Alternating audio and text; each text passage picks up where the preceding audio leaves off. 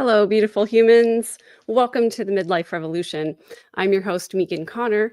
And today's episode, I wanted to talk about some of the different tactics that are used by narcissists, manipulators, controllers, and other bullies, and share some of the stories that some of my viewers have shared with me, with permission, of course, that the different situations that they're going through with different relationships in their lives. Now, I know that this is sort of billed as the top 10, but these are just 10 stories that I wanted to share. They're not necessarily top in any way. And of course, I don't want to glorify any type of abuse as being worse than another. Whenever any of us go through these difficult situations or scenarios with the relationships in our lives, it can be really destabilizing. So I don't ever want to try to have anybody win the trauma Olympics by saying that their story was worse than another's. In fact, when people talk to me about their stories and they say, "You've been through so many worse things," I say, it's all trauma. If you've been through trauma, it's all on the same level. And so I just want to give that little disclaimer out there at the beginning. And then also welcome to all of you who are joining me live today. If you would like to share a story in the comments that you've been through, an experience that you've been through, I would be happy to show it on the screen and share it with the group so that we can all learn from each other here. And to those of you who are watching later on the replay, I would love to hear your experiences in the comments as well. I do from time to time share stories like this with some of my one-on-one coaching clients and also in my Bully Proof seminar, which is an online webinar where you can learn how to identify and defend against manipulation and control. If you're interested in that, you can email me at askmegan@gmail.com. It's 2 E's, askmegan@gmail.com. So let's go ahead and get into this. I wanted to choose a few stories from the things that you viewers have shared with me. And I chose some things that I thought were pretty typical of the things that I hear people going through on a regular basis. Now, obviously, details have been left out, names have been changed just to make sure that we protect people and their stories. I didn't want to expose anyone. These were shared with me under the condition that they could be shared anonymously. So any names that I use are going to be made up names, basically. I wanted to take a couple of examples from different scenarios because some of us deal with manipulators in places like the workplace or our schools or with our children's parents, things like that. And then some of us deal with these people on a much more personal level, people that we live with and have to deal with every single day, or relatives that we're forced to see for one reason or another. Some of these people are co-parents dealing with a narcissistic ex that continues to use that co-parenting relationship for what we call post-separation abuse, which is a really terrible problem that not a lot of people really know about. When you get divorced from a narcissist and you share children with that person, and it doesn't have to be a narcissist, it can just be a bully, a manipulator, some other controlling person. When you have to deal with that person on an ongoing basis because they're a co-parent, they tend to use that relationship to continue to get supply from you. Now, the tactic of almost all bullies, manipulators, whatever label you want to give them, it's less important to find an accurate label, and it's more important to focus on your experiences because all of you deserve to be surrounded by people in your life that treat you with kindness and respect. And the bully, the manipulator, their number one goal is to mask their own insecurity. And they generally try to do this by making you feel inferior and by gaslighting you to make you deny your own reality and for you to feel unstable and like you're not strong enough and basically to devalue you. And so almost all of these examples almost all of these stories give examples of that kind of devaluation and manipulation as a tactic. And Grandma LM, I think this is right. Everyone is bullied for something. All of us have been bullied in our lives at some time or another. But what I'm talking about here is those bullies that take it to the next level, who really make you sort of doubt your own experiences and use those tactics as an opportunity to make you feel so terrible about yourself that you don't want to even fight back in the situation. And especially when it's someone who's very close to you, for example, a parent or a partner, these kinds of relationships can just be so draining because it really sucks the energy out of you to do all of the mental gymnastics that are necessary for you to maintain your own reality. And as someone who has been surrounded by narcissists and other manipulators my entire life, I can attest to the fact that once you've been in these scenarios for months or even years, you really start to lose a sense of self. You stop remembering who you truly are because you change your behavior in order to accommodate the person who is controlling you.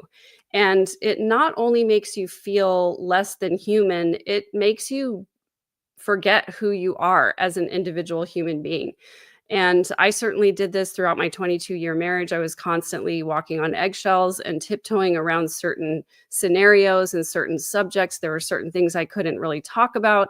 And ultimately, there were parts of myself that I had to keep hidden.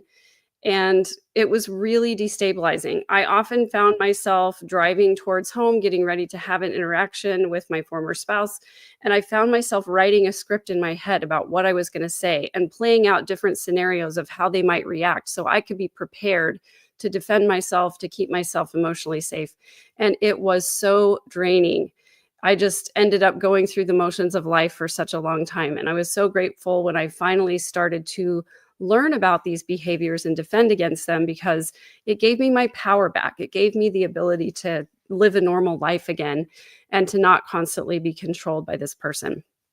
So hello, everyone, for being here. It looks like we have lots of different places around the country represented. And thank you to anybody who's watching overseas. We do have lots of viewers in Australia, in the UK, and I'm always excited to see where everybody is from. So thanks for being here, everybody. I hope you're having a wonderful Sunday afternoon. It's the 16th of February. And yeah, we just have been talking so much about learning to defend about manipulation and control. When you're bullied by a person that you have to see over and over, it can get to the point where you develop an anxiety around being in certain scenarios or being around that person. And that can be really, really destabilizing too. So I want to just read a couple of these stories. They're very short examples. I didn't share the entire story of what people shared with me because I just wanted to give a few examples of what this looks like in the day-to-day life. So this first one is somebody who was being manipulated by their spouse. Basically, they say, I used to trust my memory, but after years with Mark, I'm not so sure anymore. He started by telling me that I had a terrible memory, and then he would slip in a random comment like, you're remembering it wrong. That's not how it happened. Last week, I asked him why he didn't pick up the kids like he promised, and he stared at me and said, I never said I would do that. You're imagining things again. She says, I started to freeze in conversations with him. I would replay the conversations over and over in my mind. I know that he said it, but it certainly made me doubt myself all the time, wondering if I shouldn't start recording all of the conversations as proof of what he said. Now this happens all the time. He denies things I'm sure happened, and I'm the one who ends up apologizing. Sometimes I feel crazy. I second guess everything, even my own thoughts, and I feel like I'm losing myself in his version of reality. I wonder if any of you have had a similar example. I definitely identify with this. This looks like I know exactly what happened, but the bully or the manipulator tries to spin their version of events or how they prefer that it would look. Because obviously, when you forget to pick up your kids, that's kind of a big deal. You know, it harms the kids, potentially puts them in danger, and it kind of throws off the whole schedule. You think you can depend on someone, and then when they, fail to come through, obviously it's a big deal. And so this manipulator, it sounds like they just didn't want to be held accountable for forgetting to pick up the kids. And so they blame it on the other person by saying, I never said I would pick up the kids. So essentially, this is a person who doesn't want to be held accountable, and they don't want to be told that they were wrong or that they failed or were deficient in any way. And so instead of taking responsibility for forgetting, they just simply try to make the other person doubt their own reality. And they just say, I never said I would do that. So therefore, I'm not responsible. It's your problem. So that's just one from a person who is dealing with a spouse. This next one is from somebody who is dealing with a boss, and this is a female bully. And I just want to point out that a lot of us, when we think of bullies or narcissists, we think of men, but there are plenty of women out there who are bullies and narcissists. Trust me, I have dealt with many of them, and actually just recently dealt with one on Friday, but I don't know if I'll get into that because it's a little bit of a rabbit hole. So anyway, this is a boss. This is a guy who says, I poured everything into a huge project at work. I stayed up late at night working on things. I would skip meals and put up with her endless requests for revisions because I believed that it would finally earn me her respect.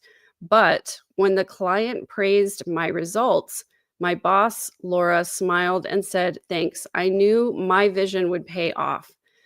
My name wasn't mentioned once in the meeting with the client, and when I tried to speak up later, she laughed it off in front of the whole team. She said, you're lucky to be here. You didn't even contribute that much. Everyone chuckled, but I felt my face was on fire. I felt so much shame, and now I dread going to work. Every time I try something new, her voice echoes in my head, telling me that I'm worthless. So this is just a boss who wanted to take credit for someone else's work and to get all the credit and to not even share any of the credit with a team member who clearly put in a lot of time. And, it's really difficult when you're a boss because there's somebody who is in a position of power over you, right? So they have the opportunity to either promote you or not. They have the opportunity to either allow you to advance in your career or not. They could be gatekeeping, some opportunities from you. So it's really hard when it's a boss because then, I've had this situation too, where you have a complaint about your boss. If you don't address it directly with them and you kind of go around them and talk to their boss about it, then that's sort of frowned on because they want you to go up the chain of command. But it is useless to confront a boss like this with their bad behavior because they're not going to acknowledge it. We've talked before a lot on this channel about the tactic of DARVO, DARVO, which is they're going to deny that they did anything wrong. They're going to accuse you, and then they're going to reverse victim and offender. So they're going to turn themselves into a victim and turn you into the offender. So if you confronted a boss like this, you might say, hey, I didn't appreciate the way that you refused to allow me to take any credit on that project. And the boss might say something like, I never refused to allow you to take credit. I just know you didn't contribute that much to it. Why would you accuse me of doing something like that? You must be a really terrible person if you would accuse me of something like that. So that's just one of the ways it's kind of impossible to confront these people because they're never going to take responsibility for what they've done. And it is really useless to do so. And so what ends up happening is then you end up feeling like the bad person. You might even apologize and say sorry for accusing them of that. So it sort of forces you into a position where you have to go to the higher up, to their boss, to get any sort of results or change. And that's generally frowned on in a work environment. You might actually be thought less of by your boss's boss if you don't address the situation directly with them. So it's a really, really difficult thing to have to go through. And I don't know, it all depends on the particular circumstances of your case in particular. But I think if it was me in that situation, I might ask to be transferred to a different department or to work on a different team, or I might even just start looking for another job. These people can make life really problematic and difficult for those of us who are trying really hard to just do our work and get rewarded and compensated fairly for it. Okay, so I'm going to go to another example here.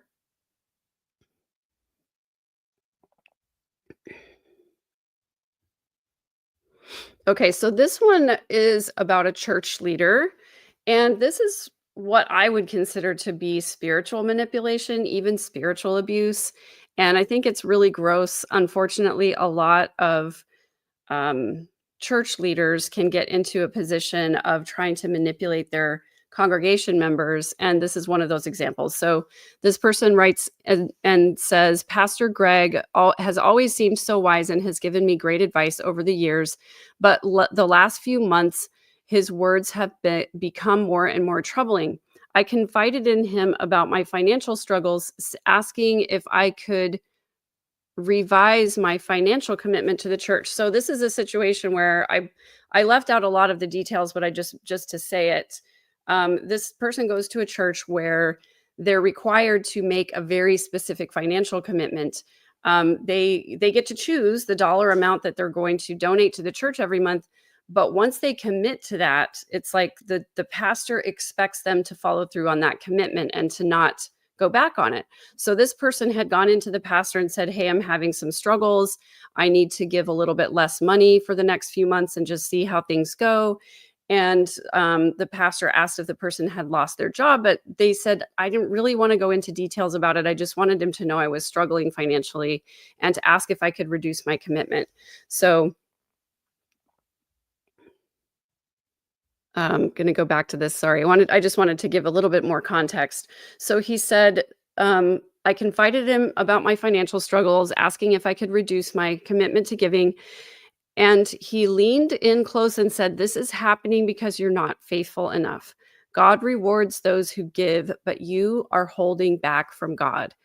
He pushed me to donate more, saying it was the only way to prove my true devotion to God and my faith that God would fix my financial situation if I would follow through on my commitment. I felt sick and guilty, as if my struggles were my own fault and that I didn't really love God enough.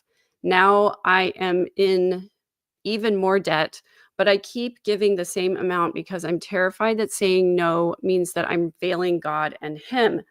So he went on to talk about the fact that he was able to go back and review their conversations over the past few months, and that he was able to have a conversation with himself and have this commitment that, you know, he really is faithful. He thinks God is going to understand if he pulls back on his giving.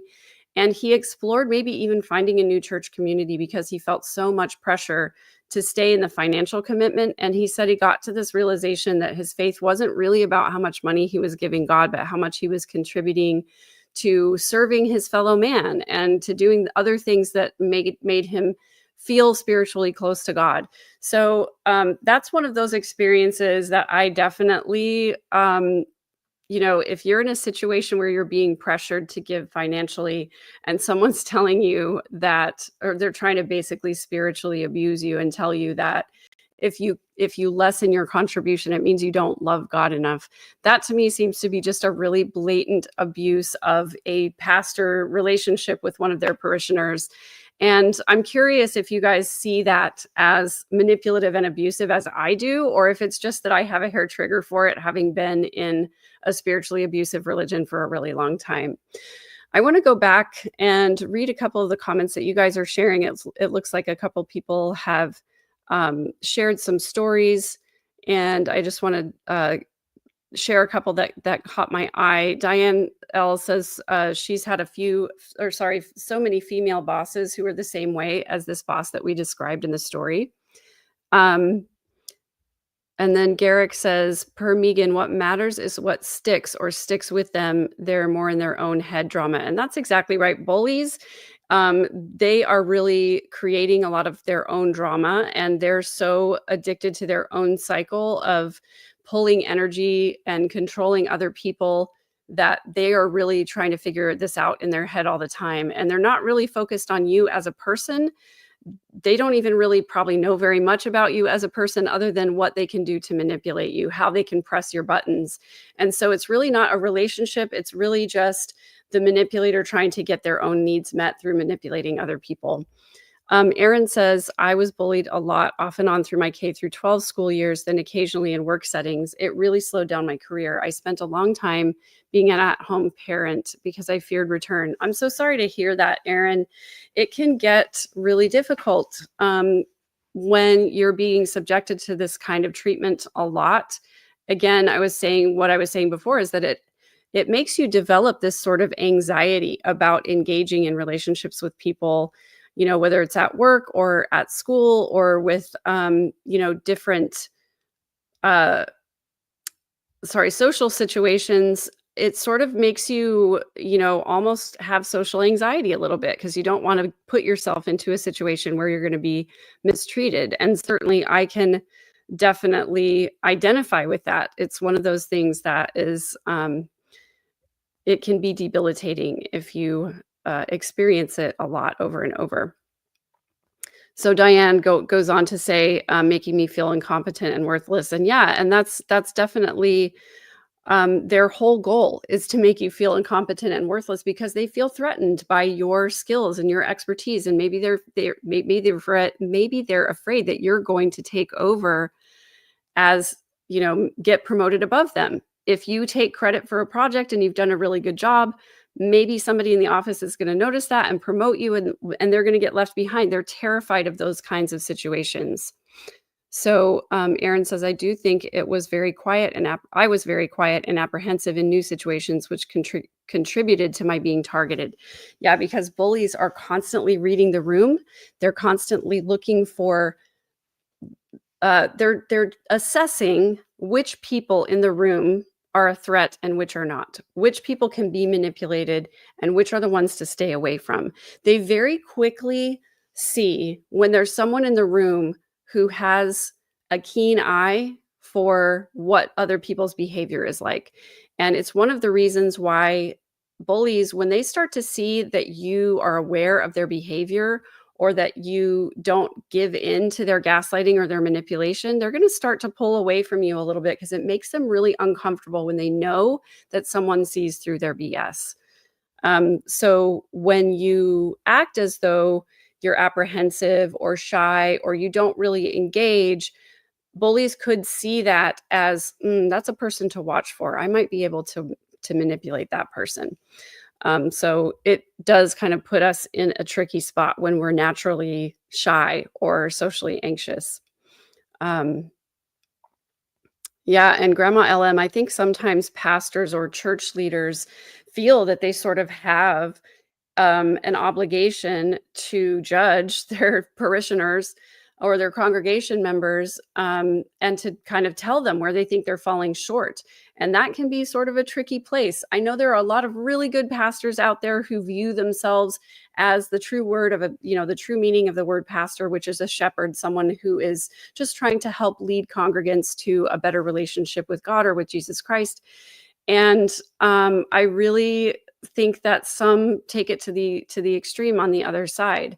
I have a close friend who was in church leadership for a long time, and their comment after getting out of church leadership was that some of the sickest people that they knew were in church leadership and in therapy. And that unfortunately has been my experience as well. So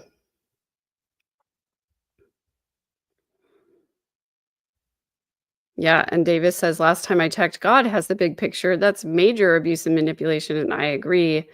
Um, Lisa asks, Megan, do you think if you're bullied young, you give off an easy target vibe?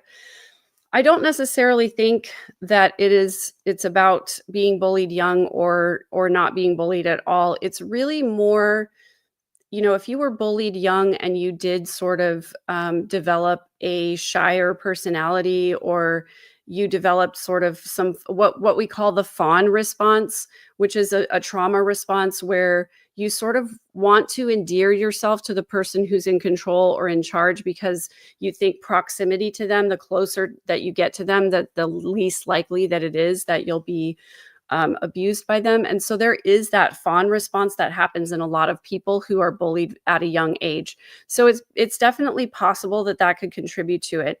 But generally speaking, I think bullies, manipulators, they're mainly just looking for people who are an easy target. So, if you sort of share some vulnerabilities with the wrong crowd or the wrong people, or you overshare, or you trauma dump, that can be a signal to someone that they can use that information against you, or that you can be easily manipulated. Or if you share a story of falling for a scam or something like that, even if you're really unaware, then other manipulators, other bullies can sort of glom onto that and think, okay, well, now it's, this is somebody who's an easy target. So, if you're bullied young, it doesn't necessarily mean that you're going to continue to be a target. But I mean, statistically, people who are in relationships with narcissists, for example, that does leave you vulnerable to narcissistic abuse in the future. And that was certainly the case with me. I was raised by really controlling parents. And so that sort of vibe of somebody controlling me and manipulating me felt really familiar. And I thought that that was normal. That was my normal that I grew up with. And so it did leave me more vulnerable to being controlled by people later on in life. So let's go to another example here. And this just leads us right into emotional neglect by a parent. Um, Childhood emotional neglect and narcissistic parents are really closely linked. If you had a parent who did not validate your emotions or who tried to silence you, tell you to stop crying, send you to your room, didn't allow you to express your true feelings, or told you things like, oh, it's not that bad, you're fine. That's kind of that emotional neglect piece that has some overlap in narcissism. So this person says, growing up, I learned early that my mom's love specifically had conditions. I would come home crying after being bullied at school, and she would say, stop being so dramatic. I had it worse growing up and I survived. But when I would do good things, or sorry, it's hard to read the writing. When I would do good things or accomplish something important, like winning a prize at the science fair, she would brag to everyone. She would shower with me with praise and make me feel so special until the next time I got a B instead of an A on my report card. If that happened, she would then ignore me for days, and her silence felt so abusive. Now, as an adult, I panic if I'm not perfect. I'm always convinced that love is something I have to earn, and I feel like I'm always falling short. Yeah, so this is really tough. I can really resonate with this.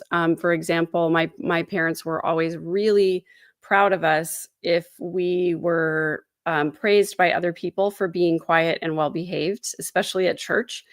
And so when somebody would approach my parents and say, "Oh my gosh, your kids are so well behaved," we would hear about it all the way home from church. "Oh gosh, you guys were so good. I was so proud of you for being so quiet." But then just like even minor things like making a mess or spilling milk or something, we would get like a rage attack about how awful we were. And so it was like this up and down thing, but it taught us that there was a very specific set of behaviors that we could do that would be really pleasing to our parents, and then a very specific set of things that would make them angry. And so we learned to sort of maneuver ourselves into these little boxes. And even now today, my parents expect certain things of me, and they really love it anytime that I will play or sing for them. But any other accomplishment of mine is sort of diminished or not really valued as anything important at all. So I definitely relate to that. And if the idea of childhood emotional neglect resonates with you, I'm going to be doing an episode on that in the coming weeks, because it's one of those concepts that not a lot of people really understand well, because it's not talked about a whole lot. A lot of people can point to an abusive situation in childhood and say, if your parent was physically abusive, obviously, it's easy to point to that and say abuse, right? But emotional neglect is like the absence of something. It's not the presence of someone hitting you, it's the absence of something. And it's really hard to understand for a lot of people. So we're going to unpack that in an episode a little bit later, because I think it's really important for people to understand that the absence of emotional support is as damaging as physical abuse.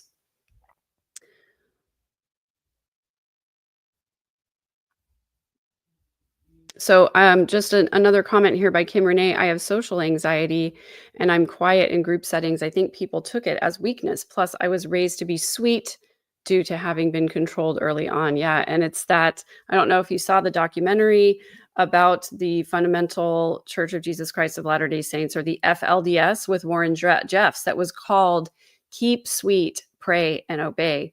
And that Keep Sweet moniker was something that the women in the church were taught not to talk back, not to say mean things, not to stand up for themselves, just to be sweet and just accept what's happening to you. And I think that that meekness can be seen as weakness. And I would often say, to friends or whatever, a lot of times that people would mistake my silence for weakness. And a lot of times it was just because I was being hyper vigilant. Being in an environment that was really volatile as a child, I learned to be hyper vigilant, to read people's moods, to read their body language as a protective mechanism, because I wanted to know, how is this landing with you? Is it sitting well? Am I on dangerous ground? Do I need to be more careful about what I'm saying? Are you starting to get upset? So I would learn to read people in that way. And it actually kind of is now a superpower where I can tell really early on what somebody's sort of personality traits are.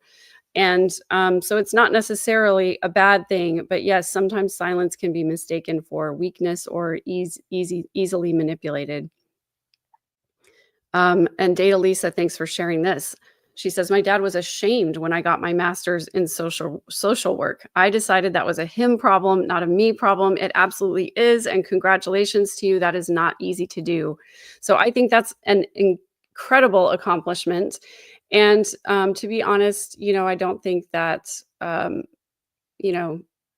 bullies and manipulators can't acknowledge our accomplishments as important when it threatens their own sense of self. For example, if they didn't get a master's degree, or if they recognize a master's in social work as something that is, important, or it's, something that's contributing to society. A lot of times bullies will see that as threatening to themselves or to their own sense of self. And so they will not acknowledge your accomplishments. So this is one of the things that I love. Dr. Ramani does a lot of work in the field of narcissism. She's a leading narcissism expert. She has a book out called It's Not You. I highly recommend it. I'm listening to it now. And what she says is, don't share your accomplishments with a bully or a narcissist. Don't get all excited about a job promotion, about a degree, about an accomplishment, about, a bonus at work. Don't share those things with your bullies or your narcissists, because number one, if you're excited about it, they're going to see it as something they can use as a tactic against you. They know it's important to you. So if they can separate you from it or take you away from it, they're going to try to do that. The other thing is, you're excited about it. They're going to pretend not to be excited about it because it's going to be easier for them to devalue you that way. And so then you're going to feel sad and disappointed because you were all excited about it and they treat it like it's not a big deal. And then you feel sad because you're like, well, maybe it wasn't that big of a deal. And you want somebody to celebrate with you. That's not your bully. Don't take it to your bully. Go find a trusted friend. Send me an email. I will celebrate you all day long. But don't share that kind of information with a bully, a manipulator, trying to get any kind of validation from them or support from them that what you did was a good thing, because they will not. They will just devalue you. So I'm sorry that happened to you, Data Lisa. And welcome, Ruth. I think you are in the UK, right? And I think that this is a bit of a tangent, so I apologize. But I was on my road trip over the holidays. I was listening to an episode where Samantha Shelley from Zelf on the Shelf was talking with Nemo the Mormon about his excommunication. And somebody came into the comments and said, as hello, beautiful humans, as Megan Connor would say. And Ruth, I think that might have been you. I don't know if it was or not, but I was shocked. Nemo didn't know who I was. And Samantha went on to explain to him who I was. And I felt a little bit starstruck. I'm not going to lie, that two of my favorite podcasters were talking about me and I didn't even know it. So it was kind of a funny moment. And I think you were there, but I don't know for sure. I think I remember hearing your name being mentioned. Anyway, sorry for that little sideline.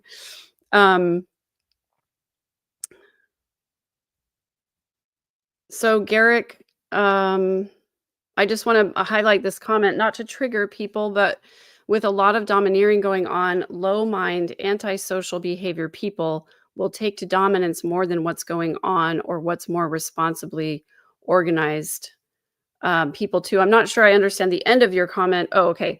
Hyper organized can take too much from an environment as well. Yeah, that's very true as well. But I just wanted to say that yes, a lot of low mind antisocial behavior, people will take to dominance more than what's going on. And I don't know if this is exactly what you're talking about, but um, the people of low mind or antisocial, these manipulators, bullies that we're talking about, they're more focused on who they can dominate and who they control and how than they are on developing a relationship with you or enjoying the social activity or enjoying life at all. Their sole focus is on how can they control, how can they manipulate, who's going to be the next person that I'm going to, take their energy away from them.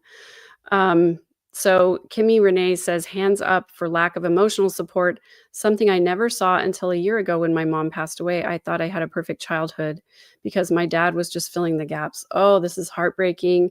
And it's something that I can totally relate to. This happened in my marriage. It happened in the marriage of my partner, Samuel, where one parent was emotionally absent. And so the other parent had to fill in the gaps. And I felt so terrible and so guilty when I first got divorced because that was a lot of my job. I felt as a mom was to encourage my former spouse to do the things that he needed to do in order to be a good dad. Like, please go to the track meet. Please show up to church and listen to your kids sing. Please go and apologize to them for the way that you treated them, like encouraging him to be a better version of himself. And I recognized that when we got divorced and it was my kids alone with him for a whole entire week, I knew I wasn't going to be there to step in and to encourage him to do things better. And one by one, gradually, my kids started saying that they didn't want to spend time with him anymore. And it was really heartbreaking because I knew that they were going to come to the realization on their own that the version of him that existed when we were married wasn't the real version of him, because it was me trying to encourage him to do better as a father and to show up as a father.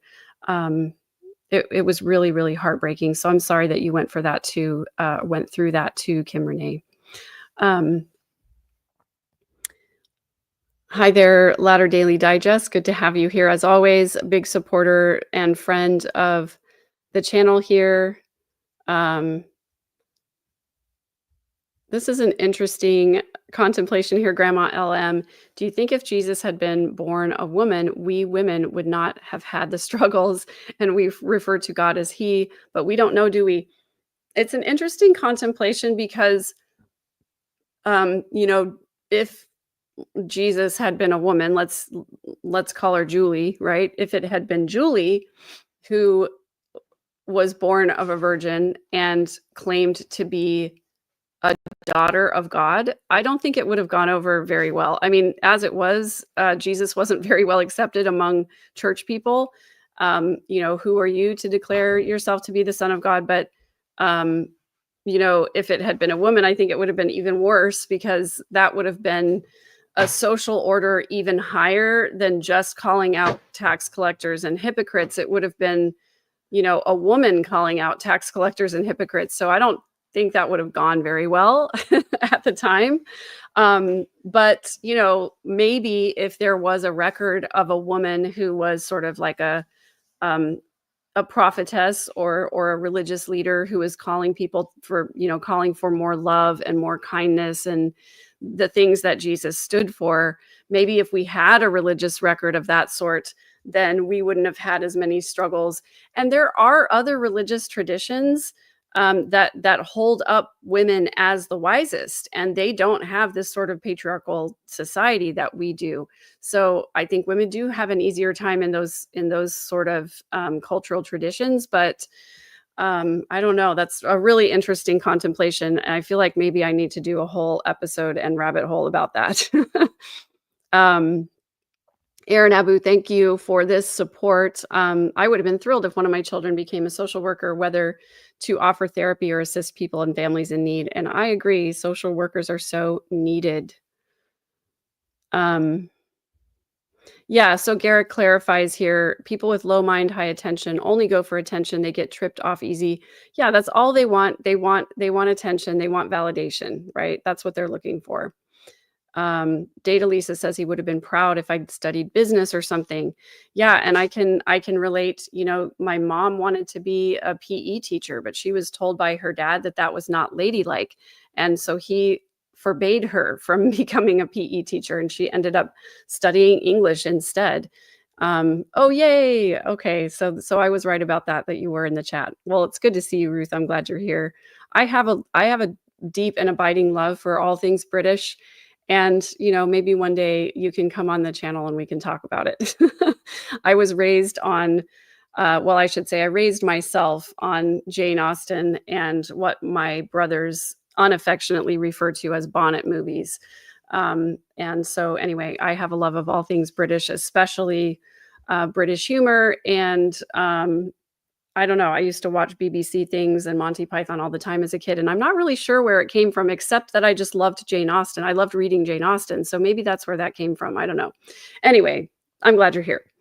Data Lisa says, my girls are teachers. I get moved to tears by pride watching them work their magic. Yeah, that's amazing. Davis says, it was 10 or 15 years in my career before I was sensitive to bullies. Yeah, it can be really hard to detect if you're not really used to it, if you're not used to what the tactics are, if you're not sure of what the tactics are, or it hasn't been called attention to before. It can be hard to detect. And that's why I'm trying to call more attention to it, because I want more people to be able to defend against manipulative and controlling people. So, Data Lisa, it stung but didn't break me, obviously still weighs on my mind. Yeah, and I can tell you there are so many comments from my parents that still stick in my mind, and from my former spouse. And it can take a long time to sort of deprogram yourself from having those same thoughts. And I can definitely attest to the fact that my inner critic for the longest time was the voice of my mom. It was things that my mom would say to me about being lazy, about not working hard enough, all of those things. They stuck in my mind for such a long time.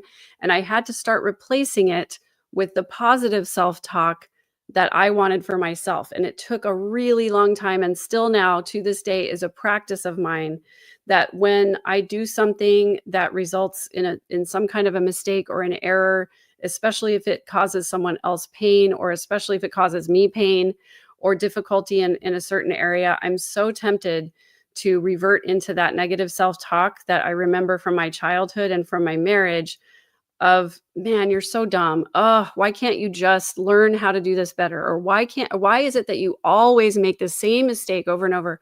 Instead, I have to remind myself, I'm a beautiful human being. I have so many wonderful characteristics. And in fact, I keep a list of the things that I like about myself. And that's one of the journaling things that I do on a semi-daily basis, not every single day, but many times I will just write down things that I love about myself, so that when one of those things happen, I can say to myself, Megan, you are strong and smart and capable. And this mistake is just going to pass. It's okay. It's not a big deal. We're going to move on and do better next time. So I hope that more of you can engage in that positive self-talk of being your own best validator. Validate yourself, validate the things that you love about yourself. And what I wish more people would do is look in the mirror in the morning and say, you are an amazing person, and I think you're going to have a fantastic day.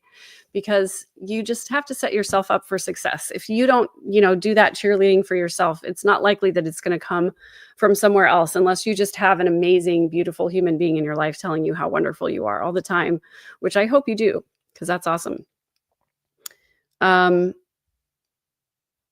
Yeah, so MB says history would have been different, so the patriarchy wouldn't have existed. Well, it already existed when Jesus came along, so that's what I'm talking about. Like, overcoming that hurdle in the first place would have been really, really difficult. So Ruth, thanks for sharing this. I think we struggled to reveal our flaws, perfection culture in the church. It was a level of vulnerability that most people felt afraid of, but it also kept us from being real and accepting help. I think this is so true. There is that culture of perfectionism, not just in Mormonism, but in evangelical Christianity and in lots of other religions too, that culture of perfection where it's sort of a prosperity gospel where if everything is going well in your life, then you're being blessed by God. And if something bad is happening, it's because you're sinning, and you don't want to reveal that you're struggling or that bad things are happening, because if you do, then people are going to think, oh, she must be sinning. She must have had a cup of coffee this morning. That's the reason why that flat tire happened. Something like that. It's just crazy, the magical thinking that goes on. But it definitely is a culture that we grow up with in the church where we're afraid to share our struggles. And the only way I found that the only times people would share their struggles publicly in church was usually when they were talking about how they had overcome them already. So it wasn't okay to say, I'm really struggling with my faith right now. But it is okay to say, I had a struggle with my faith, but then I had this other experience that reminded me how much I believe in this thing. And I'm okay now. It's sort of, it was this culture where like, okay, we can share our vulnerabilities, but only if we've already overcome them. So thank you for sharing that, because I think that's pretty universal experience.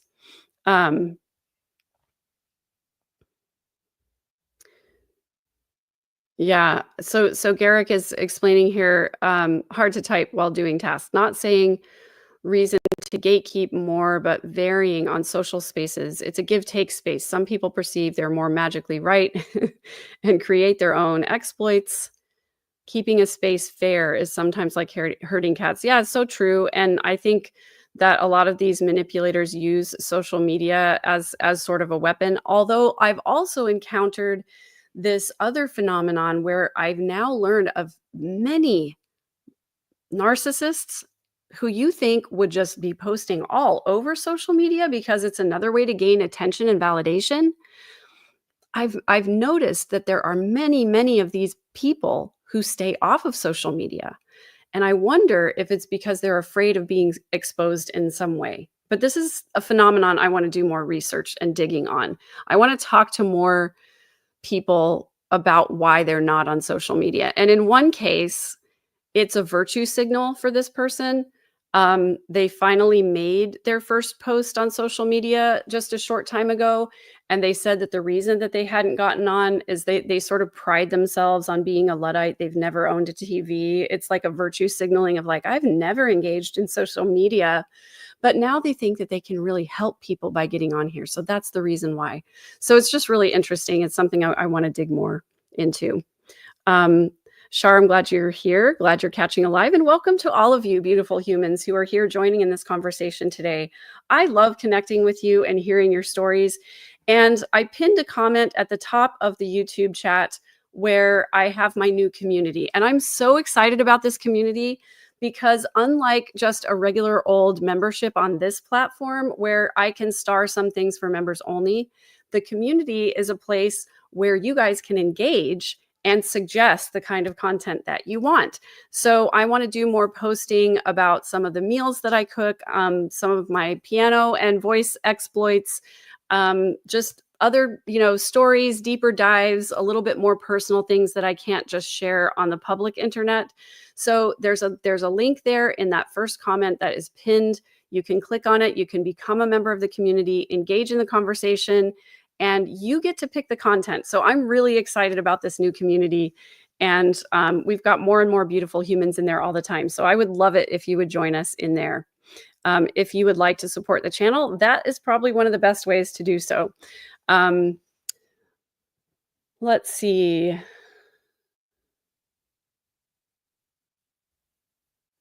Yeah, this is true, Garrick. It helps when one is exposed to more patterns of thought / coordination to build confidence and strategies. Yeah, so if you're engaged in other communities, in cultural things that are different from your own, not getting in an echo chamber, following people on social media you don't necessarily agree with, just to hear other people's points of view and the way that other people view the world, the way that they think and the way that they talk and the way that they engage with people. It's really educational.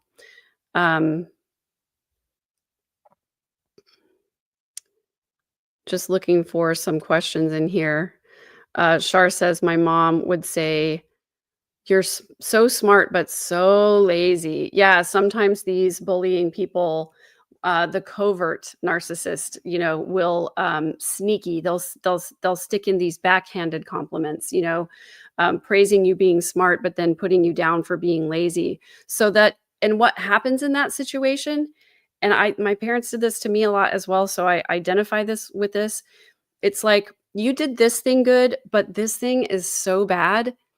And what would happen in my mind is I would forget the compliment because that didn't matter. It didn't, the feel good of the compliment, the emotion for that was not as important to me or as high to me as the devaluation. Like the devaluation felt so bad that the compliment couldn't make up for it. So I would forget about the compliment and just only focus on that devaluation. That was really, really destabilizing. And I had to endure that a lot. My parents still are not real good at giving compliments. And that's one of the reasons why I have to validate myself.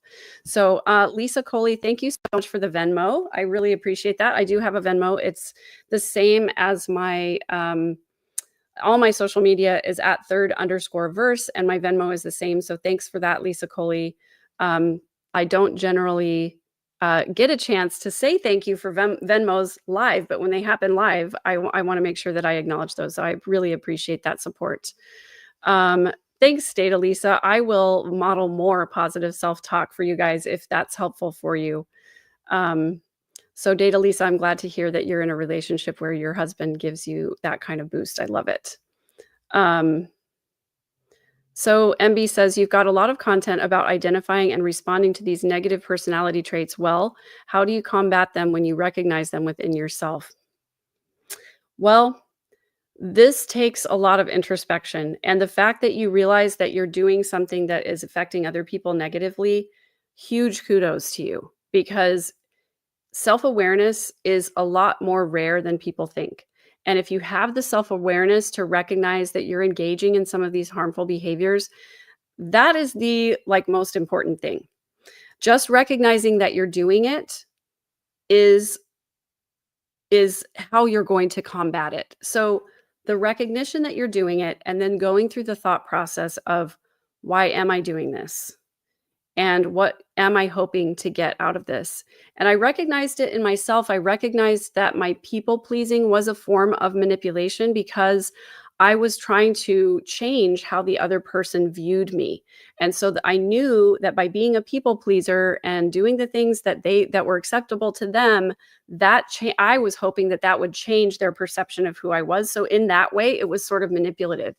And so I realized that the most loving thing that I could do for myself was to be more honest with people rather than being a people pleaser. And I'll give you an example. This is one I struggled with a lot. Saying no.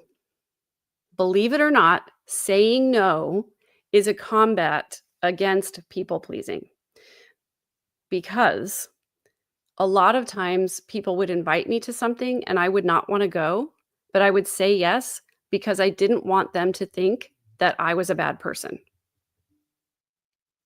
I wanted them to perceive me as someone who is kind.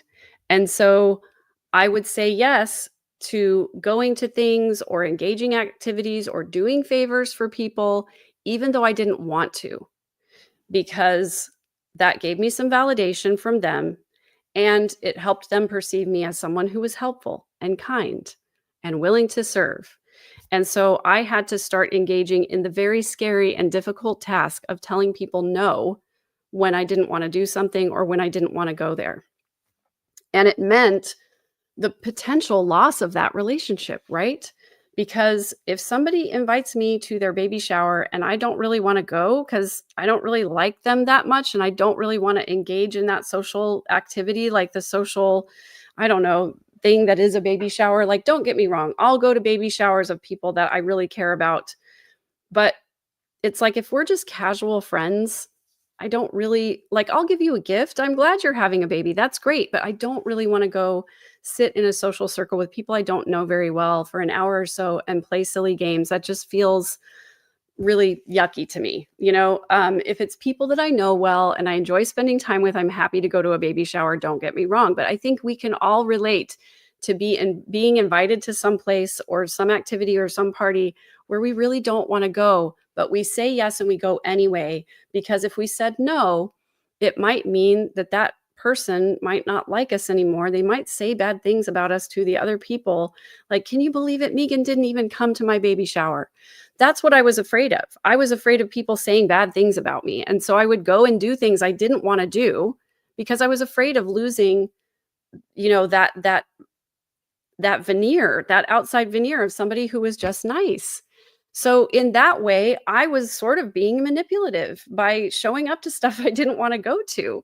So I had to engage in that really scary task of just saying, no, I can't make it.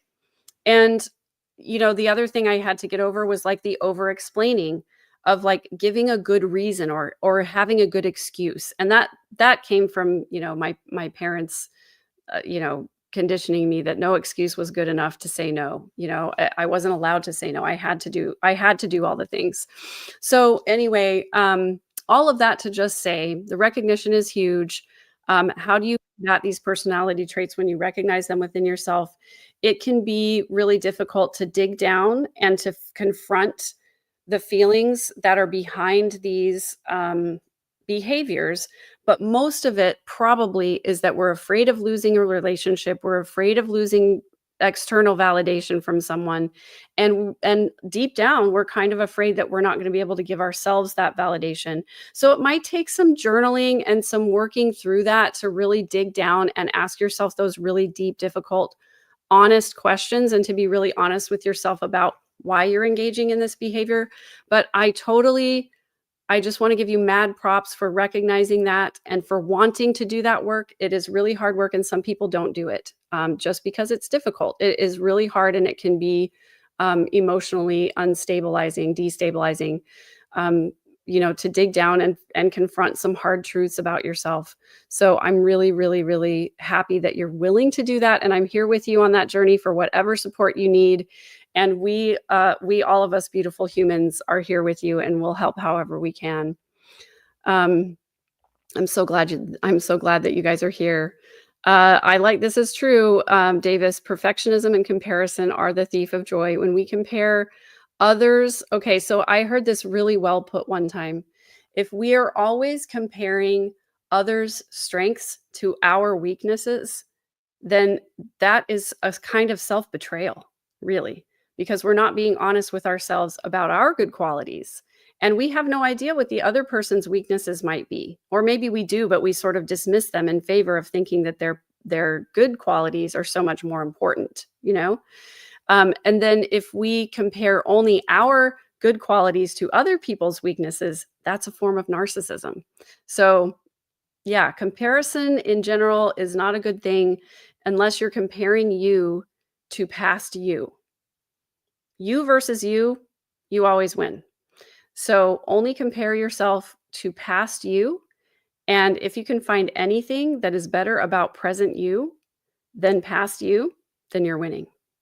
And you should write it down, and you should remember it. You should refer to it often. That's another way to do that positive self-talk, is to say, look at how far I've come. Even in the last year, I have changed in amazing ways. I posted a video in the community this morning, like just as a test, and I watched the first 10 seconds of it, and I was like, whoa, I was in a very different place in May of last year than I am right now. And I love that I have come so far. I'm congratulating myself for that right now. Good job, Megan. Grandma LM, she says, this is so good for me, Megan, and I'm 77. I'm crying. I'm so glad this is helpful to you. I really hope that people are getting something positive out of this content. So good evening, Salty Sleuth. You also are a beautiful soul. Good to see you. Let's see. Okay, Low Light Recovery says, A, do you feel you grew up in a cult, and B, ever hear anything about psilocybin? So A, the short answer is yes. I like to talk about Dr. Stephen Hassan's BITE model. If you're in a group or an organization or even a relationship where someone is trying to control your behavior, they're trying to control the information that you receive, they're trying to control your thoughts, by either gaslighting you into denying your own reality or trying to tell you, use thought stopping techniques on you to try and get you to question things, question your own experiences or question your own critical thinking. And then the E is for emotion. If they're trying to control your emotion or your feelings, that is a cult. And cults are on a spectrum of harmful to not harmful. So while things like Diet Coke drinkers or Apple users or Swifties, those can all be cults. The harmful cults are the ones in which it is not safe to leave, and you're going to be socially ostracized if you believe something different than the group does. So I highly recommend Stephen Hassan's work if you haven't heard of him. And to answer B, yes, I have. I've done some research on that, but unfortunately, it's not a topic that is really acceptable to talk about openly on this channel. So we sort of have to use keywords and different things to talk about that. There are some channels that do specifically talk about it, but I believe they're not monetized. And this is my job. So I try to stay away from talking about those things publicly. But if you need information or if you need me to point you to some research, I'd be happy to do that. You can email me at askmegan@gmail.com. So thanks for that question and comment. I'm going to go back to examples because I do have a few more examples of these relationships that I want to share with you, but I do love your comments and I love you guys sharing this. So Kim Renee talking about people pleasing. This was me all my life. People pleasing doesn't help us though, does it? Learning to say no makes so much difference. I never said no to anyone and then I hated it. So yeah, she said I would resent them.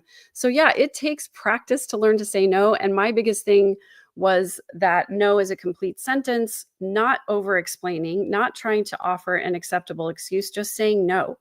I usually do, though, try to give at least some kind of a tease because I feel like some kind of an explanation, because I feel like the word no just by itself is really powerful in certain situations, especially with people who are bullies or who are trying to manipulate you. No is the best. No followed by silence is the most powerful thing in any conversation with someone who's trying to manipulate you. If you just say no and then stay quiet and wait for their reaction, it is amazing how much power can be conveyed in the silence after a no. So I highly recommend.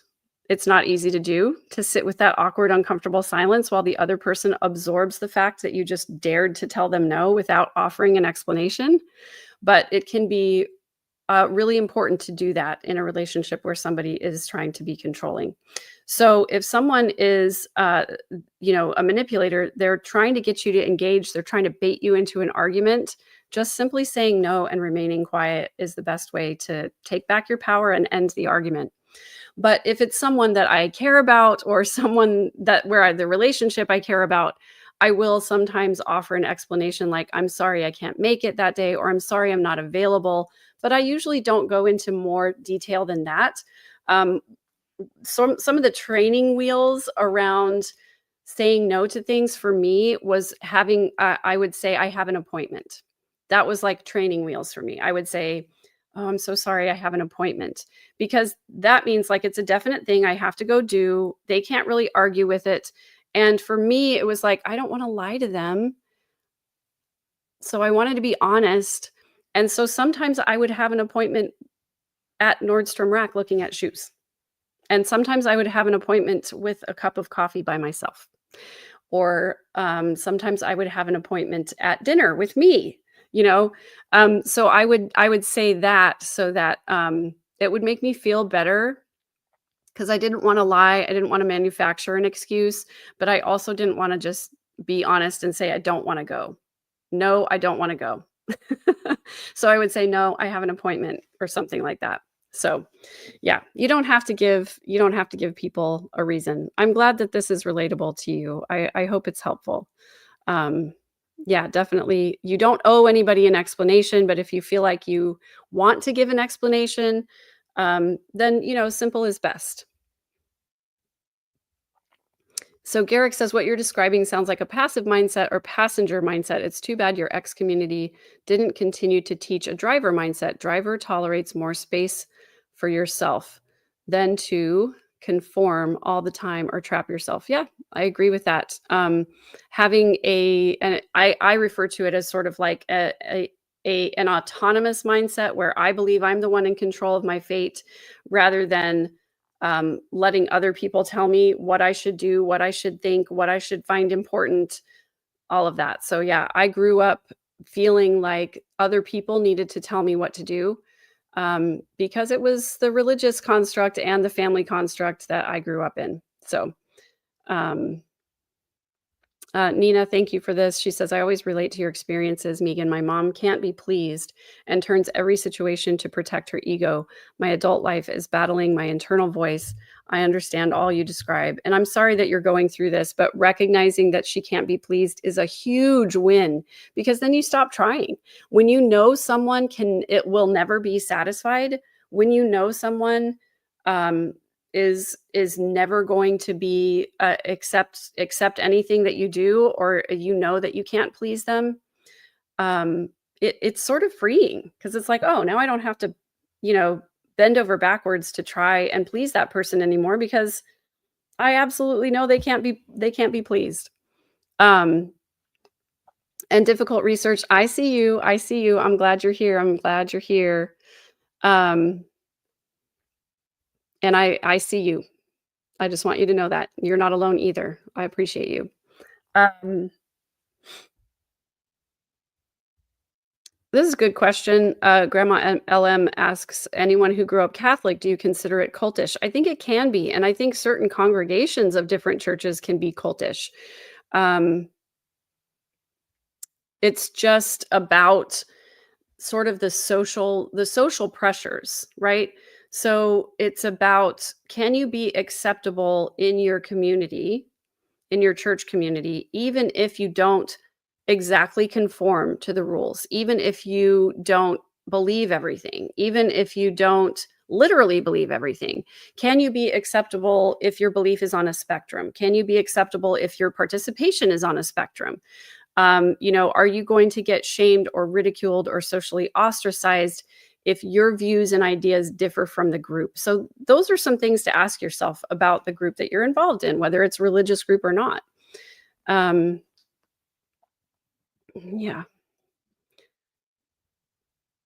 Aaron says a good deal of Protestant evangelism is a cult, though not quite like LDS, which was completely made up by Joseph Smith 200 years ago. 100% agree. Yep.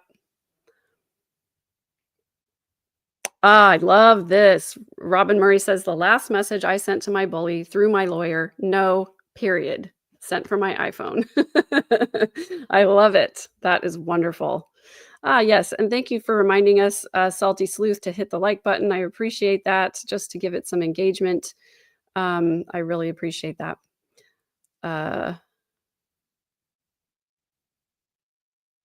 Yeah, so Garrick says, driver mindset was taught back in the 70s before Mordor went full Lord of the Rings. I love a good Lord of the Rings reference. Yeah, and this is a good point. Many times the unsaid part of that no is actually, joining you wouldn't be good for my mental health. Yeah. And I've had to say that as well. And I'm grateful for the ability to say that, and for the outcome of saying that. It would not be good for my mental health. And that's a good enough explanation, because that's not something someone else can really mount a decent argument over, because you are the one who knows what is best for your mental health, not the other person, right? So Aaron says, I think the current Latin only movement is definitely culty in the Catholic Church, but the Catholic Church uses new mass in vernacular language. I'm glad you guys have a little insight. I don't know very much about Catholicism, except for the few, Catholic services that I've been to. Ruben in Boston says, church leaders never take no for an answer, so appointments were a great way to stop them. Yeah, this was part of what this came out of, was like constantly being asked all the time, because in Mormonism, and I'm sure this is true in other churches too, but this was my experience, when you have a reputation in your congregation as someone who will accept any job that they give you, They will constantly ask you and ask you and ask you. They will pester you. There was at one point I had 4 different jobs in the Mormon church, and this was at a time when my kids were really young and I had very little support from my former spouse. And the reason they call it a high demand religion is because it was very easily a part-time job, if not more than that, on top of everything else I was already doing. And so saying no to assignments or to requests for them, from them to do things, constant sign-up sheets going around to provide meals for missionaries, to provide meals for sick people or for people having babies, or to babysit someone else's kids so that they could go to the temple or to a worship services. It was always, some kind of a sign-up sheet for getting on board to do more and more and more stuff. And so saying no to that was like, I need to have a boundary where I take care of my own needs first, and I stop using church service as a form of validation. There's another interesting thing to sort of unpack for those of you who are sort of becoming self-aware to some of this people-pleasing mentality. And it's so true, Data Lisa. High demand religions make people pretzel themselves. We turn ourselves inside out, trying to be acceptable in the community and to do all of the things that, people are going to, praise us for, basically. So Low Light Recovery, it was great to have you here. I hope you have a lovely evening, and you can watch the rest on the replay tomorrow. I always love my replay people. Don't ever feel bad if you're on the replay crew. I think it's great. You watch the videos when it's good for you. So my husband says I'm too well to attend. I think that is amazing. I love it. I love it. So yeah, I'm going to go back to the last few of these stories that I wanted to share with you today to give you a few more examples. I should have known that sharing the church example was going to take us off into left field because, as always, church dynamics are something that I talk about a lot, of course, on this channel, because it was definitely part of the abuse that I suffered throughout my life. So now let's go to, this is the concept of triangulation. Okay. So this is where a bully will, between you and them, they will involve a third party, and they will try to get this third party to be on their side. They will try to sort of, devalue you to the third party so that they can get more validation from this other person. But here's an example. This person says, my sister Jen, again, changed names, has always been the golden child, but I didn't realize how far she would go until last Christmas. Out of nowhere, mom stopped speaking to me and dad kept giving me cold looks. I was so confused and I asked privately what was wrong. Mom snapped at me. How could you say that I'm a terrible mother? I was stunned. I had never said that, but Jen told her that I said she was a terrible mother. She twisted my words to make herself look better. Now, family gatherings are super tense and I feel like an outsider in my own home. I'm wondering if anyone will ever believe me over her. No matter what I do or say, she doesn't seem to believe me, and I can't confront my sister Jen because she is constantly twisting my words and she doesn't realize she's doing it, or maybe she just won't admit it. So yeah, that triangulation piece can be really damaging. And this has happened to me so many times when, with different family members, somebody would mischaracterize something that I said, or they would try to discredit. Is that the word that I'm looking for? Whatever. I can't think of the exact word right now. I think it is discredit, but sometimes my words like feel jumbly when I'm doing too much talking. So, they would try to make it seem like I am not a reliable or credible person. And so then they would tell other family members things about me that just were not true, right? But the family members would believe this person over me because they had already done the job of going through and calling into question my integrity and things like that. So that triangulation thing can be really damaging. And what is really hard, or what was really hard for me, was to come to the realization that I couldn't have a relationship with either person, because the one doing the triangulating obviously is the harmful person. I don't want a relationship with them. But the person receiving it and believing the other person over their own experience with me, that's also not a person I want to have a relationship with. If you're willing to believe someone else rather than believe your own experience with me, then I guess that's not a person I want to have a relationship with. And that was really hard for me to come to terms with, because it's like, well, this third party, they're not the one who's bullying me, but they believe the bully. And that's what's really tough, is limiting the relationship with the person who believes the bully. So yeah, that's really hard. Glad to see you guys here. I love to see all these familiar names in the comments here. I'm glad you guys are here. Don't ever be sorry about being late. You have your own schedule and your own life. You go do your own thing. And who knows whenever Megan is going to schedule these things anyway. I did schedule this one pretty far in advance, but then I had to like push it back a little bit. So, and Anna says, oh my goodness, my brother and mother are a gen. Yeah, unfortunately, a lot of us have family members who are like this. And when I was growing up, this was what I refer to sort of as like the mean girl dynamic in middle school and high school. Girls of a certain age, adolescent girls who don't really have good communication skills, will sometimes use these bullying tactics, these triangulation tactics. And it reminded me so much of my relationship with my mom, that I didn't have a lot of girlfriends growing up. And I still don't have a lot of really close girlfriends, because because when they engage in these little petty, conflicty, mean girl behaviors, I just can't stand it. So I just don't put up with it. So, okay, so I'm going to give you guys another one of these examples. We're about kind of halfway through the ones that I had. So this is the silent treatment punishment, which I think a lot of us have gone through this. But this person writes in and says, it started with a small argument. Lila wanted steak for dinner, but I'd already made pasta. She didn't yell. She just stopped talking. And I was so surprised that even days later, she kept acting like I didn't exist, walking past me without looking at me, leaving my texts unread. I tried apologizing. I tried having conversations with her, but she only stared at me. Her silence was suffocating. And finally, after a week, she told me why she was angry. She said, "You're lucky I'm even here." I felt relieved that she was speaking to me again, but also so ashamed that I had failed her, and also that I had tolerated her silent treatment for so long. I continued to tiptoe around her moods. Sometimes I'm terrified of just being erased.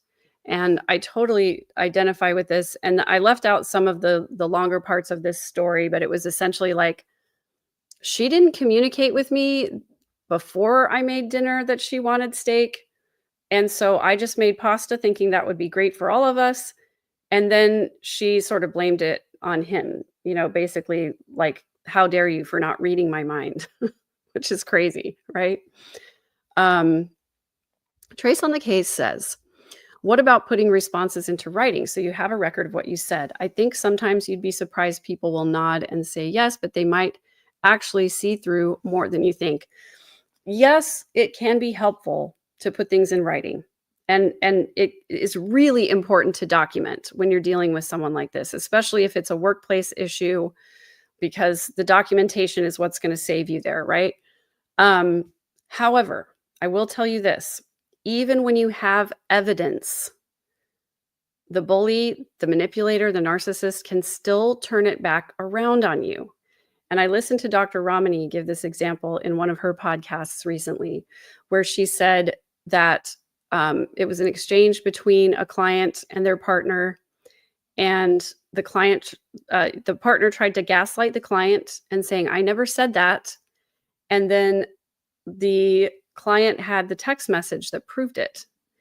And this is how the narcissist responded. They said, "Okay, what, are we in a court of law now? You're offering evidence? What kind of a sick person keeps screenshots of text messages just to try and prove somebody wrong? I don't think I even want to be in a relationship with someone who's going to track me that way."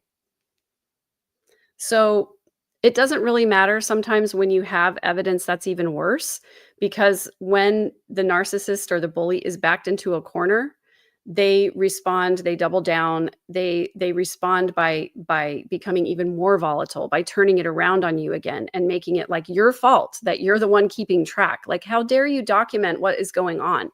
Am I in a prison? Am I on trial here?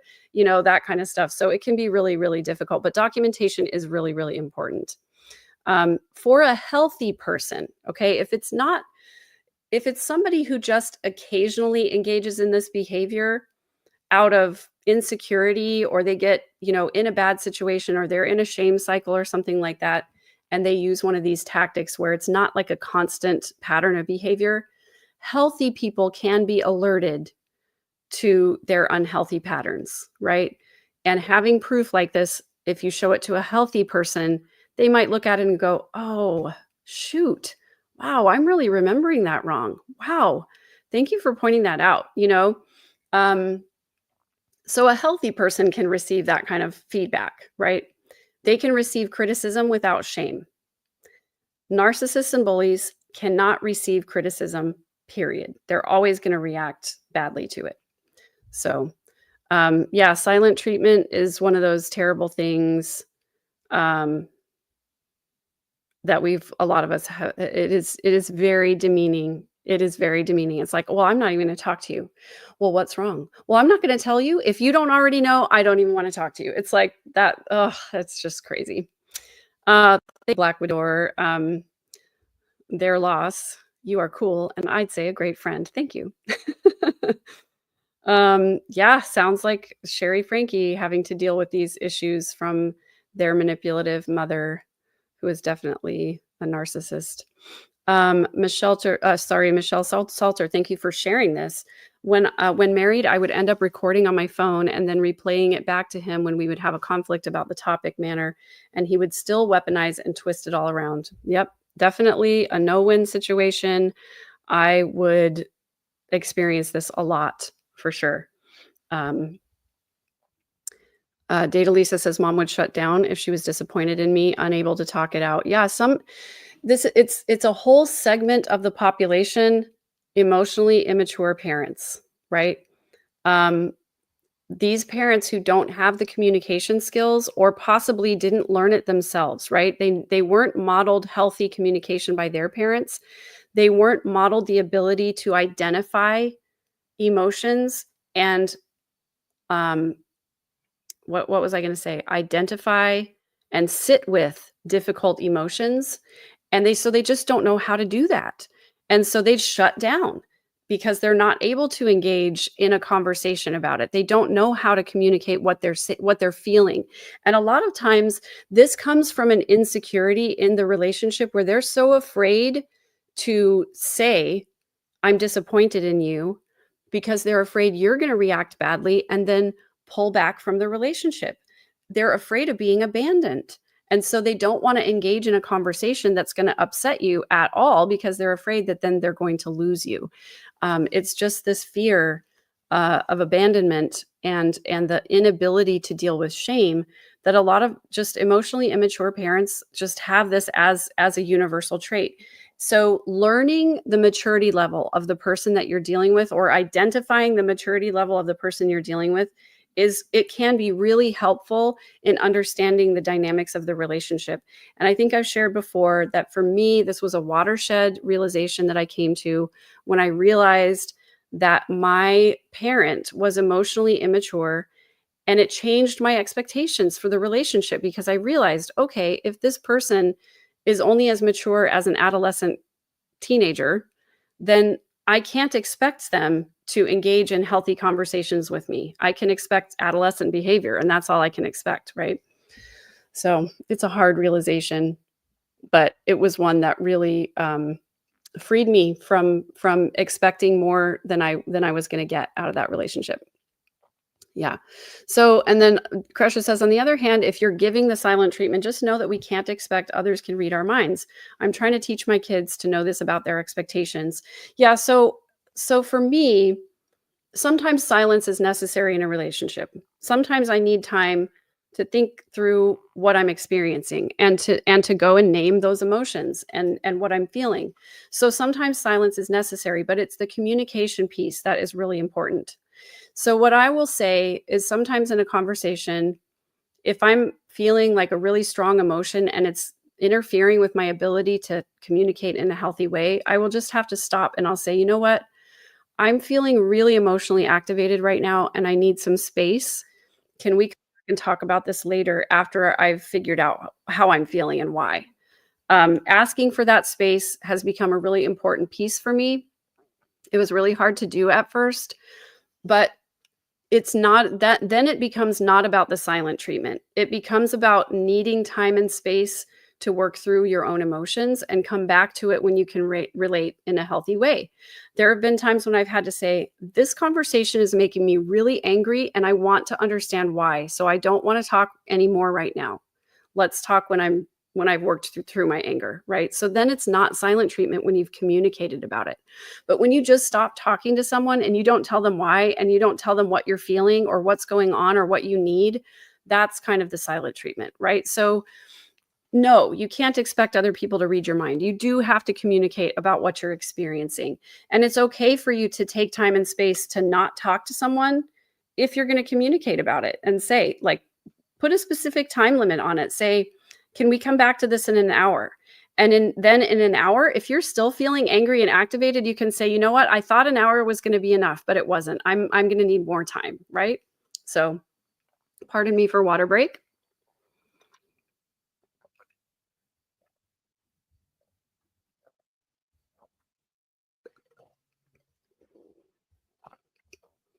Yeah, and difficult research, Kresha, I agree with you here. Having low expectations has really saved me a lot of mental turmoil and struggle. I have zero control over the other person. I can only control my own thoughts, my own feelings, my own emotions, and my own expectations. So when I encounter someone who is unable to engage with me in a healthy way or unable to treat me with kindness and respect, I automatically lower my expectations for that relationship and realize that while it's sad and there is grief around that, lowering the expectations is the healthiest thing that you can do. And then realizing, this is what this relationship is going to look like. And it's not what I wanted. It's not what I dreamed of. It's not what I would wish for anyone. It's not what is supposed to be, but it is. It just is. And accepting that is such a huge thing. By the way, if you're appreciating this content, this is exactly the kind of content that I teach in my course on bullying, which is the Bully Proof seminar, the online seminar that I'm doing, where I teach people to identify and defend against manipulative and controlling people. I'm giving away all of this information for free right now, but I go into an even deeper dive in my Bully Proof course. And if you're interested in it, you can either put it in the comments after the video is over, or you can email me at askmegan@gmail.com and I will send you all of the information. So I'm hoping that this is helpful for you guys. And while I do have to make a living, and so I do charge for my full course, this is exactly the kind of information that we talk about in my course. And so if you need a deeper dive, I would love to have you join us for that. So Data Lisa, this is exactly what I was saying. There's a difference between being silent and taking a quick pause to self-regulate, or even a long pause, or even a very long pause if you need to. So emotionally immature parents, it's a good way to think of it. It's a good way to frame it. So we just immediately, we know what that means. Emotionally immature. And emotionally unavailable. Yes, exactly. Just totally unable to engage in the relationship in an emotionally healthy way, right? Unavailable for an emotional connection, right? Yeah. Met with criticism or silent treatment. And that's so difficult. I'm so sorry. So trace on the case. You can't win. I do get that. So what about if you decide to protect yourself from toxic people? Will they label that as silent treatment? Is it? Can going silent be a healthy thing at times? And yes, 100% it can. I refer to this as emotionally neutral. When you have to deal with somebody on a regular basis, and you know that they're manipulative, or you know that they're emotionally unhealthy, and you don't want to engage with them, you know that they're toxic, and but you still have to have conversations with them on a daily basis. Emotional neutrality is a great way to handle it, and that looks like, some people call this gray rock. In other words, you become as interesting as a gray rock. You don't respond to their baiting you into an argument. So that just looks like the no followed by silence. I don't agree, followed by silence. You and I see things differently, followed by silence, like not engaging. Emotional neutrality can also look like having conversations about things that don't really matter to you, like the weather. Like, the mailman came on a Sunday. That's really weird. I wonder why that happened. Did you notice that the price of eggs is really going up? That's crazy. Talk about the grocery list, talk about the chores that need to be done around the house. If they ask you if you had a good day, say, yeah. If they don't ask you what kind of a day you had, don't tell them what kind of day you had. Just not engaging and remaining emotionally neutral by not talking about subjects that are volatile. And unfortunately, it's a sad kind of relationship. It's a very superficial relationship, but it is a hell of a lot better than spending all your time and energy trying to prove yourself or explain yourself to this person. And here's the part that I want to highlight. Trace on the Case says, will they label that as silent treatment? Guess what? You have no control over how they're going to label it. They might hate it and complain about you and call you a horrible person to your face or behind your back. And guess what? You can't control that. So whatever they label it is not your problem. What is your work is to protect yourself emotionally. So take a step back from that toxic relationship and find ways to be more emotionally neutral or to disengage as much as you possibly can. So I'm sorry that you're going through anything that's like that, but I hope some of these hints help. It's not really advice what I'm giving here. I'm just giving you examples of the things that I did when I was going through it. It worked for me. It may not work for you. I do encourage you to look at lots of different resources. And obviously, if you're in a situation with a bully or a narcissist who is emotionally volatile and you're afraid that you might not be safe, these tactics are not a good idea. If you're afraid that your physical safety might be in danger, please contact law enforcement. Please get that documentation. Please make a report, even if you think it's silly, even if you think it might be, going a little too far. The documentation piece is so important. And there are resources out there that you can look to for help. There's the National Domestic Violence Hotline. You can go to their website and chat live with someone 24/7. They also have a phone number that you can call. There's also 988 for texting and calling if you're in an emotional crisis. So just please protect your safety, your physical safety, your emotional safety at all times. And definitely seek help from a mental health professional. If you've been in one of these relationships for a long time and you've endured this sort of bullying for a long time, and you're starting to feel emotionally despondent or shutting down, please reach out to get help from a licensed clinician. And particularly, it's particularly important to seek out somebody who has training in emotional abuse, in narcissism. You need someone who understands these relational dynamics, because a lot of therapists are not trained to understand personality disorders because you can't cure them. And that's the reason why so many people have a hard time when they go to a therapist and they start talking about their partner.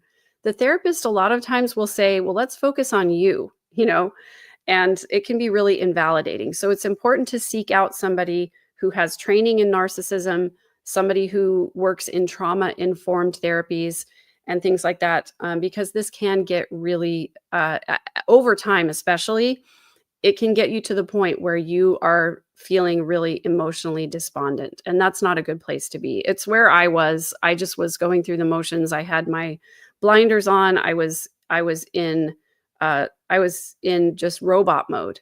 I wasn't really alive. I wasn't really experiencing things. I was just, I was vacant. It was really terrible. And it took me a long time to get out of that. So if you've been going through this for a long time, please watch out for some of those signs of those despondent feelings, and please get help for that. I wish that I was able to do more for people, but there's a reason I'm not a licensed clinician. But I do think that it's important to see a professional. So, Erin, thank you for sharing this.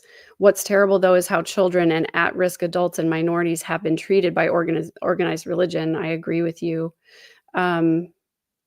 Yeah, and it takes all of us time to think things over. We don't always just have a quick response, especially when we're being gaslit and we're not really sure exactly. The person is trying to make us deny our own reality, our own experiences. We get foggy, we get confused. It's perfectly normal to need to take a break and think things over and respond when you're feeling better. So Terry asks, how do you get past the rejection of being strong for yourself? I've been doing I ams this week. This week is difficult. Yeah, the rejection of having to be strong for yourself. It's a tough one. Coming to the realization that the bully, the narcissist, they don't really care that much about you. That can be really sad to come through. And it's that grief piece that we were talking about, grieving the fact that you don't have someone else you can rely on. You have to just do that for yourself. It's like we were sold this idea.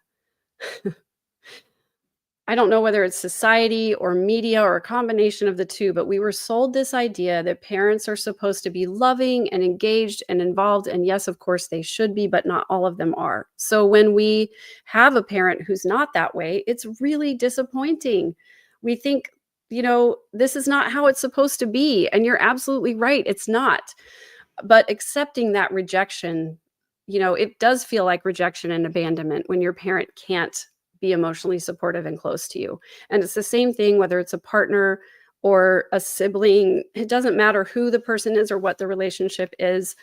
It is a grief-filled process to radically accept that that's the case. And I'm sorry it's been so difficult for you. But we're here for you. So,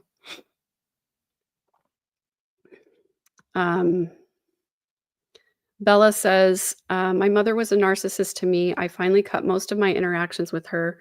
When she passed away, I found all of my pictures from birth to now ripped up. She took a marker and X'd out my face. Bella, I am so sorry. You never should have had to experience that.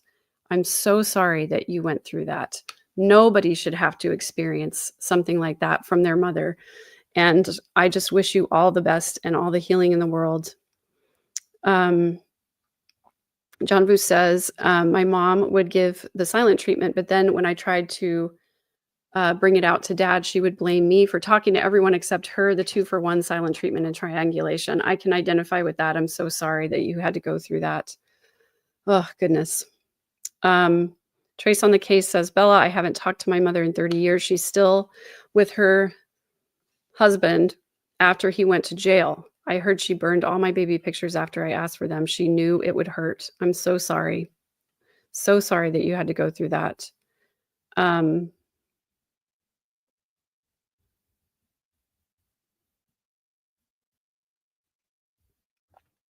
Yeah, and since my mom passed away, my brother and I do get along better. We only talk about 6 times a year. Without somebody in there triangulating, your relationships with other people can improve a lot. Anna Franco asks, what about your supervisor who treats you differently than the rest of your team members, like always dumping more work on you? Yeah, this sounds like somebody who, just is using you because, trying to dump more work on you and give you more work than your coworkers. And that's going to probably require some kind of a pushback. Like, for example, just saying, I have too much on my plate already, or I'm already working really hard on this. I think this is going to take up all my time. I don't envy you that situation, and I'm sorry you're going through that. But just, people talk about holding boundaries. Boundaries don't really work with bullies and narcissists. But what I say is personal boundaries. So my personal boundary doesn't control anyone else's behavior. It governs my behavior. So what I would say to myself in this situation is maybe like when my supervisor tries to dump extra work on me, my personal boundary is to say, I'm sorry, I already have too much on my plate. You're going to have to assign that to someone else. And that can be risky because then that means, your supervisor might say, oh, you're unreliable, or you're too slow with your work, or whatever the case is. The thing is, whenever we enforce a person, whenever we enact, I should say, when we put in place a personal boundary, we run the risk of being rejected. We run the risk of losing that relationship. We run the risk of losing that person in our life, frankly.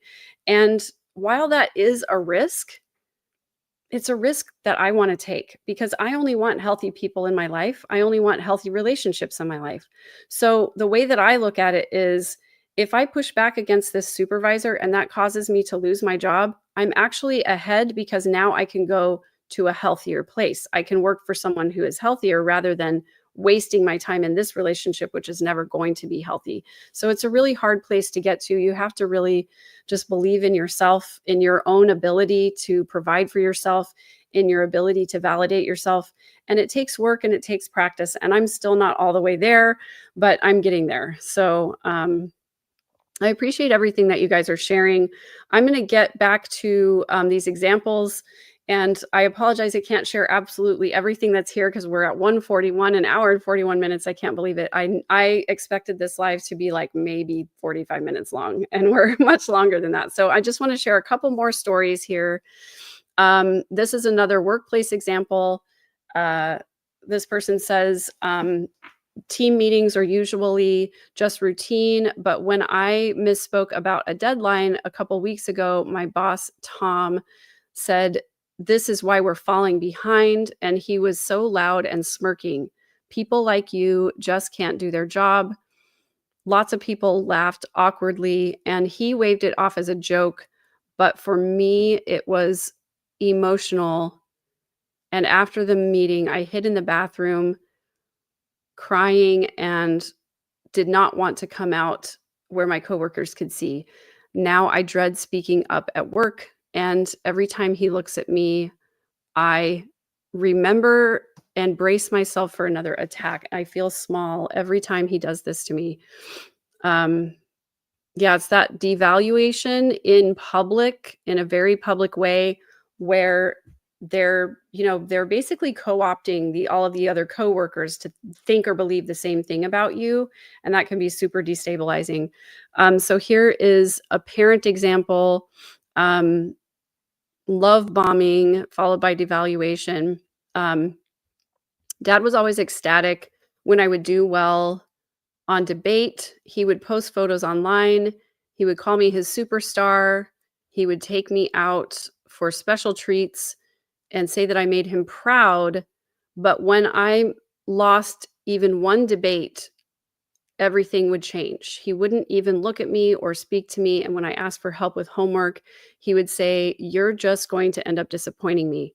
The warmth vanished, and he would give me the silent treatment. Sometimes I obsess over my mistakes, terrified that his approval will disappear again if I'm not perfect. Yeah. So lots of times, parents giving you that validation, as long as you're doing the things that they approve of, as long as you're doing the things that are good and that they like, and then just absolutely treating you horribly if you do even the smallest thing wrong. So this is another church example.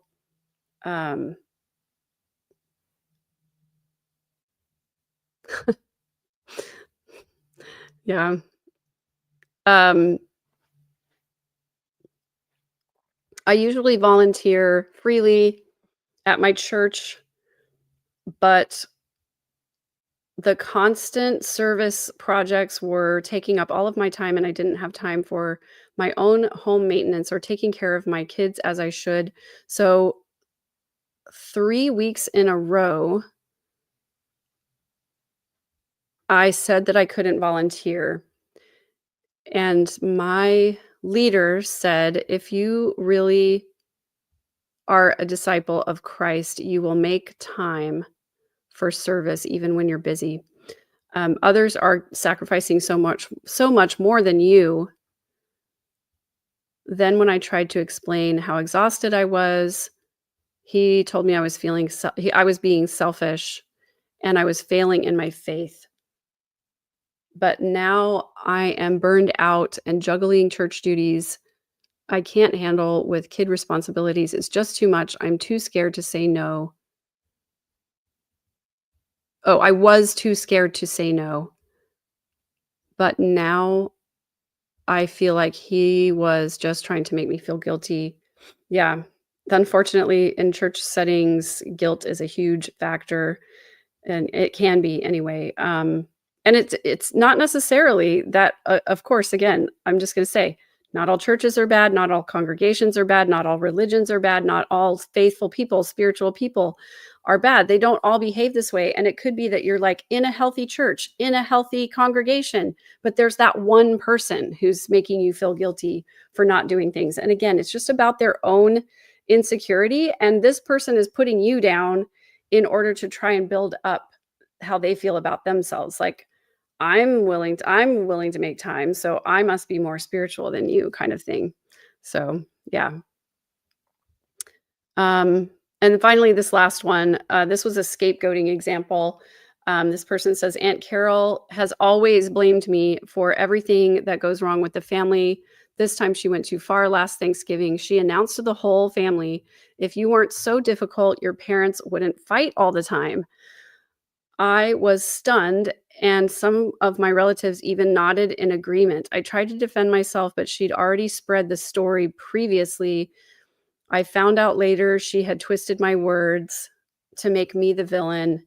Now some of my cousins avoid me, and I don't even want to go to family gatherings when she's going to be there. Even when she's not there, I feel isolated because of all the people who agreed with her. This is blame I don't deserve. And my parents don't even fight that often, so I don't know why I'm that upset about it. I know the truth about myself, but somehow that invalidation and her constant gaslighting, blaming me for things hits me really hard. Yeah, so it's when you're, again, like, enduring these things over and over again, it really starts to sink in sometimes, and we start to believe the lies about ourselves, and we start to question ourselves, and that happened to me all the time in my marriage, where we would be in an argument, and I would know that I was right about something, and he would try to make me feel like I was crazy, and I would start questioning myself and go, "Oh, did I say that? Was I wrong about that?" I would question my own self, and it was so destabilizing to be in those conversations where I'd end the conversation and have no idea what happened. And I would be like, I don't remember what the conversation was even about or what my point even was. And I would always come out of it feeling like I was the crazy one. I was the one that was uh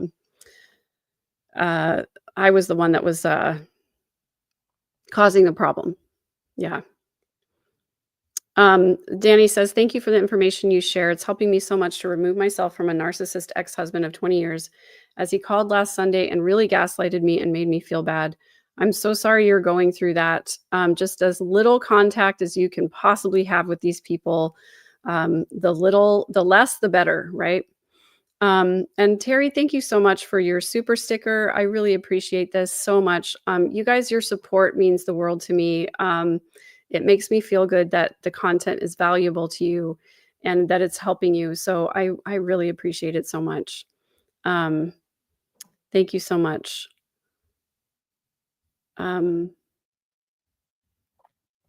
Yeah, this is great. Anna says, one of my coworkers said her journal came in handy as she documented most of his transgressions. And I think that documentation is really important. Also, documentation in the form of telling someone else is also really, really important, because it's fine for you to keep a journal, but if it's just your word against theirs, a lot of times that can backfire. They can, that person can say, oh, look, you're writing down all this stuff and it's not even true.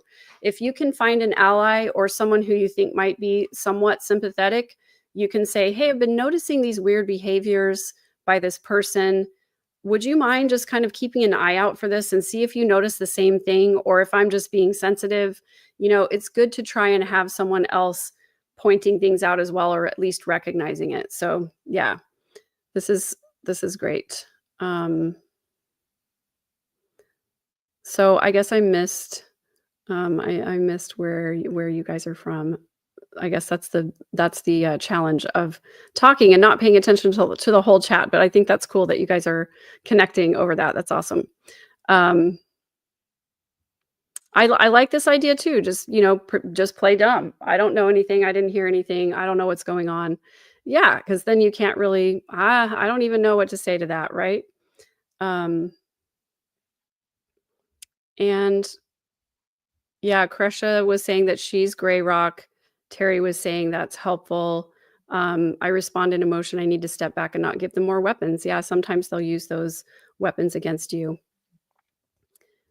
Yeah, trace on the case. It took time to disengage totally from my mother and stepfather. It felt panicky. It's not something you can tell someone to do. They have to be ready. But once I did, I couldn't believe the relief.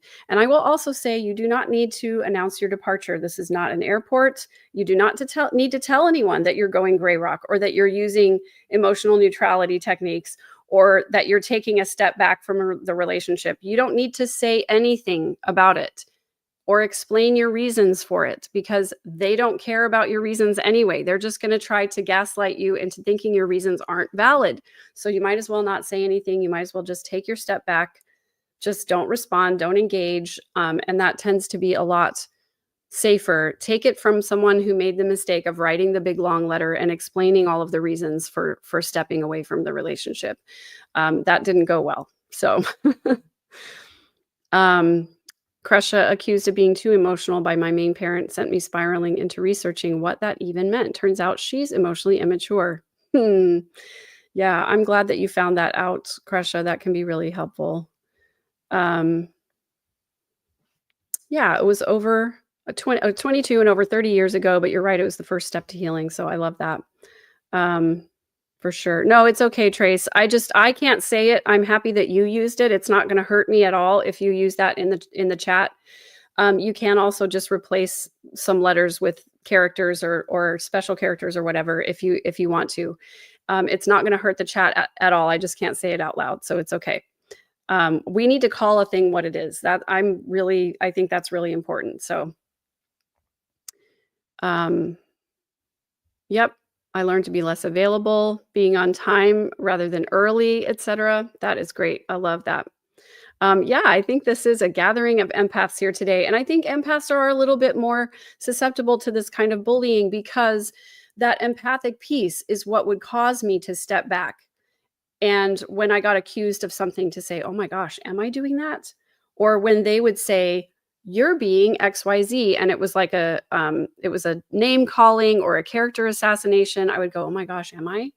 The empath in me wants to understand the other person's point of view. And so it would take me a long time to sort of evaluate what they were saying. So when you're empathic, it can cause some confusion when you encounter these behaviors, because we want to believe that the world is basically good, that people are not going to do these kinds of things to us, right? That they're going to have our best interest at heart. But unfortunately, that's just not the way it is in the world. But don't stop being empathic. That is a superpower. I think it's beautiful.